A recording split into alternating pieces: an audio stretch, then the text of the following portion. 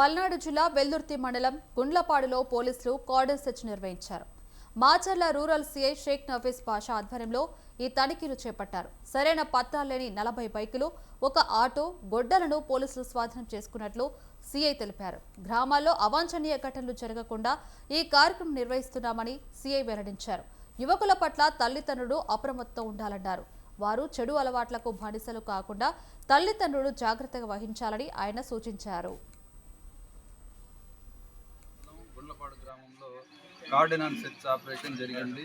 ఈ కార్డినెన్స్ search operation యొక్క ముఖ్య ఉద్దేశం ఏంటంటే పాత నేరస్తుల కదలికలు గమనించటం, ప్రజల్లో భద్రతా భావం పెంచటం, అనుమానాస్పద వ్యక్తులు కానీ వస్తువులు కానీ ఉంటే వాటిని సీజ్ చేయటం.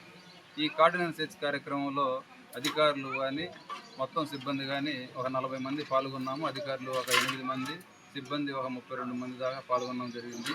ఈ కార్డినెన్స్ సెర్చ్ కార్యక్రమంలో భాగంగా అనుమానాస్పదంగా ఉన్న ప్రతి వ్యక్తిని, ప్రాంతాన్ని, ఇంటిని, వాహనాలని మొత్తం సోదా చేశాము. ఈ సోదాల్లో భాగంగా ఒక 35 ద్విచక్ర వాహనాలు సీజ్ చేశాము. ఈ ద్విచక్ర వాహనాలు